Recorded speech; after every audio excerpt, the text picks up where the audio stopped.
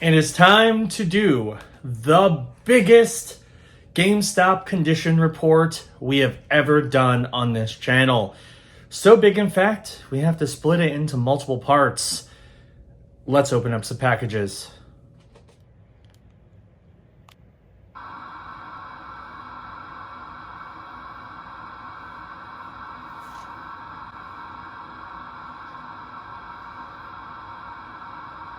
I think this is the final game, and it's another blank case. All right, what do we got here? Oh man, this one I was really hoping was going to be a good copy, and it's not. How's the disc? Definitely resurfaced. We'll have to test it. These generic cases kind of suck too. Like they're not good quality. All right, well, we have The Nightmare Before Christmas, Oogie's Revenge on the PS2. A fairly expensive PS2 game, to be honest. So it's one that I was pretty excited to see was on GameStop's website, and we got that. All right, well, let's go over everything that we got for this this first batch of games. It's pretty disappointing, to be honest. So here's Nightmare Before Christmas, Oogie's Revenge. Here's Dark Watch. It may or may not work. I'm gonna have to test it to see. We have our disc-only copy of Legend of Dragoon with all 4 sleeves, because it has a case that doesn't fit it. Another black case with Dragon Quest VIII in it. Another black case with Twisted Metal Black in it. And then we have generic cases for The Darkness, for MotorStorm Apocalypse, and for Metroid Other M. So those are kind of the worst case scenarios. Well, actually, the black cases are the worst case scenarios. Because these are just, they're nothing. I mean, I guess it's better than no case at all, which is basically what Legend of Dragoon is, because it has 4 discs. What am I going to do with this one case? So this is just an extra case, basically. This is going to have to get returned because it's the wrong game. So that's unfortunate. But we'll deal with that, I guess. So I'm going to have to go to GameStop at some point to return this Jak and Daxter. And then here are our quote-unquote wins. Most of these, I think, are genuinely wins. So we have Elder Scrolls 3 Morrowind, no manual, but it's got the original cover art. It's in an original Xbox case. However, it is the Platinum Hits copy in a black label case. Beautiful Joe on the PS2. It has display cover art, but it is cover art. No manual. The case is kind of rough, and the disc was definitely resurfaced, but it should be okay, so that's not bad. Red Dead Revolver on the PS2. It's an original PS2 case. No manual, but the disc is okay. It looks fine. The biggest win of them all definitely is Mario Kart Double Dash with an original GameCube case, original GameCube cover art. The disc looks good.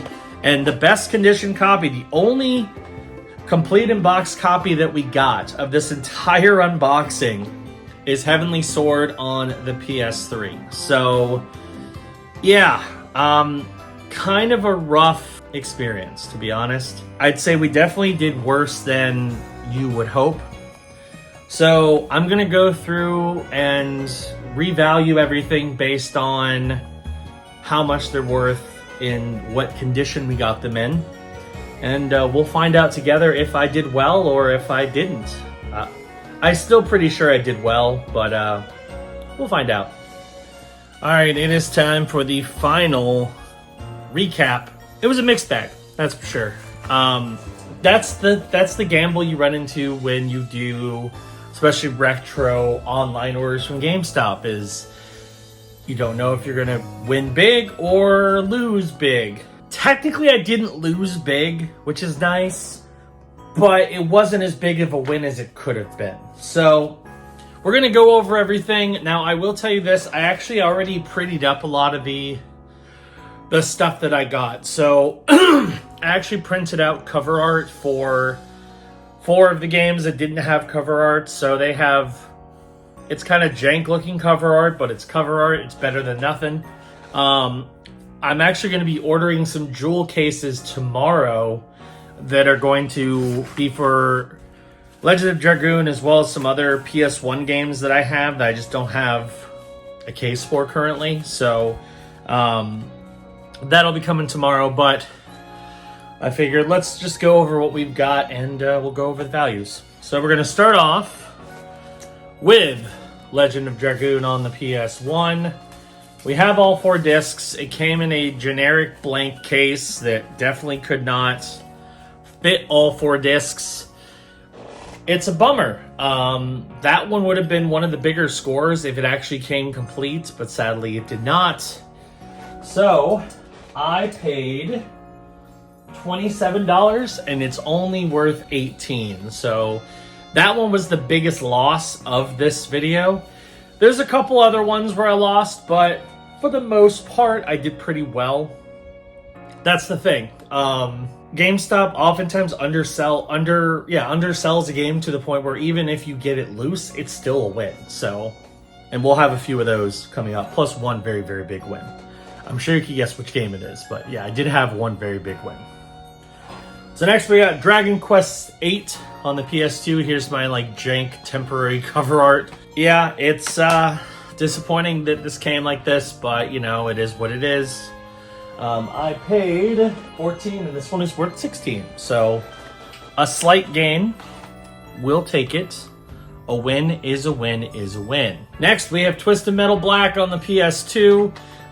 This is the greatest hits copy, even though I have a Black Label temp cover. They didn't have the greatest hits one, so again, it doesn't really matter. It's a temp cover anyway.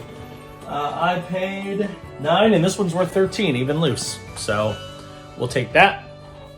Then we have Nightmare Before Christmas, Oogie's Revenge on the PS2.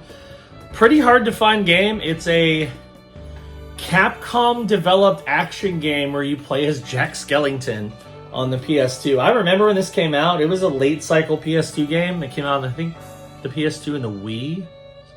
Something of that sort. But yeah, this game's pretty hard to find now, and I did get it. Unfortunately, it's not complete, and it came loose in or not loose, but it came in this generic case.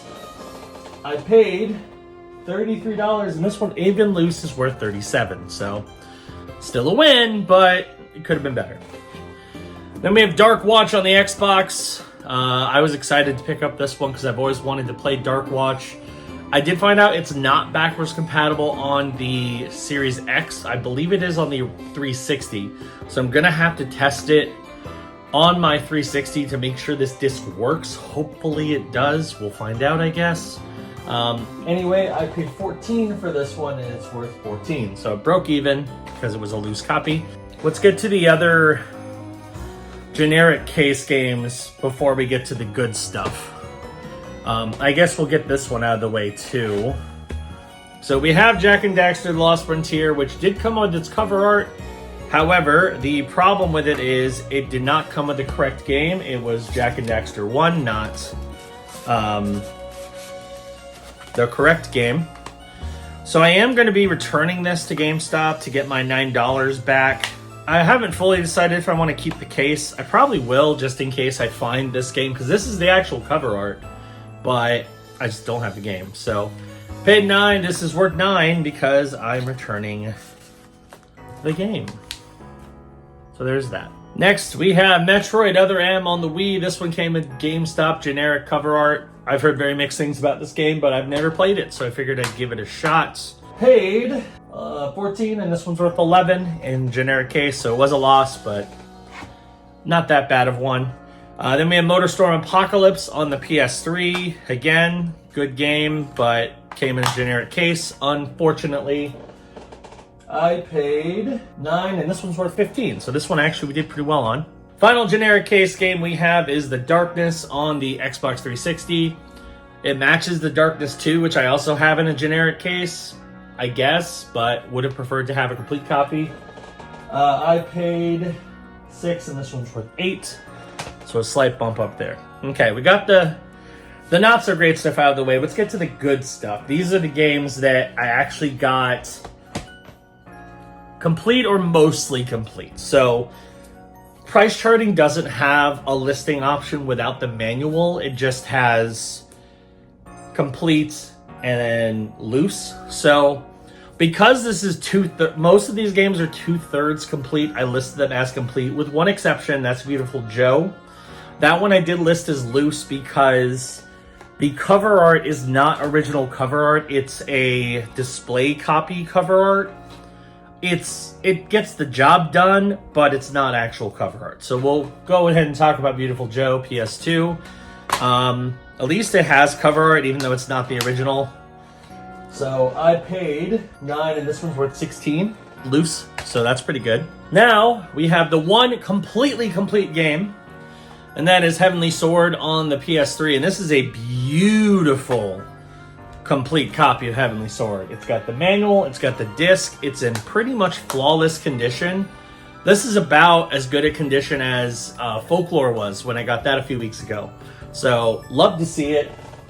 This one, it was cheap. I think it was like $6, and it's worth $14 complete. So, definitely did well on that one. Then we have the Elder Scrolls Morrowind Game of the Year Edition on the Xbox. So, this one, it's kind of a weird case because the cover art is for the original version. The game disc is the Platinum Hits Edition. I went with the Platinum Hits Edition just because that's what the disc is. But anyway, I paid $9, and this is actually worth $18 complete. So not bad. Pretty happy about that. Then we have Red Dead Revolver on the PS2. This one, just missing the manual, but it's even got an original PS2 case, which is great. The disc is in decent shape. It's got good cover art. Very happy to pick this one up. I paid $9, and this is worth $16. And then last, but certainly not least, I'm sure no one is surprised, the absolute biggest win of this entire lot of games. We have Mario Kart Double Dash on the GameCube. It's a very nice copy. It is a GameCube case. It is missing the manual, but it's got the original cover art. The disc is in good shape. Big win here. I paid $37, and this without the manual is worth $70. So I definitely did well on that one. So all in all, profit-wise, if I was caring so much about how much I got in value as opposed to how much I got in games, I did well. So I still, even with several games being in loose condition, the majority of them being in loose condition, I still beat out how much money I paid for them. Mario Kart was the big winner because, I mean, it almost doubled the amount. But there were quite a few where I didn't pay a whole lot for the game, and I got, even in loose condition, a better value. So I'd say overall, it was a pretty good victory, pretty good experience. I just wish I got more complete games. That's just the biggest thing, and that's something that you pretty much always have to handle when it comes to GameStop. Whenever you order from GameStop.com, there's always a chance you're not going to get a complete copy. You just kind of have to accept that being the case. So if you are a collector who is super particular about having only complete, perfect condition copies of games, you might not want to play the GameStop roulette. However, if you want to pick up some really, really good quality retro games for pretty solid prices and are willing to take the gamble, sometimes it pays off. You might get a mostly complete Mario Kart Double Dash or a mostly complete Red Dead Revolver. And then every now and again, you'll get a blank case with Nightmare Before Christmas, Oogie's Revenge. So that's pretty much what it comes down to.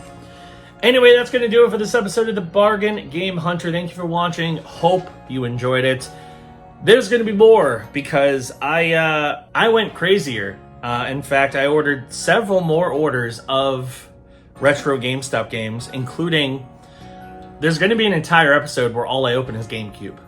They had a very large amount of GameCube games that they added to the store, and I, of course, had to take the gamble because, as it's proven, if you can get one like this, it can pay big dividends. So, yeah. I also ordered a bunch of other PS2 and some other classic games, so take a look at the next few episodes where you'll see even more retro games being unboxed from GameStop, and maybe I'll do better than those videos. We'll see. But anyway, hit that subscribe button, click the notification bell, that way you know when new videos drop. We'll catch you on the next episode of The Bargain Game Hunter. Bye-bye.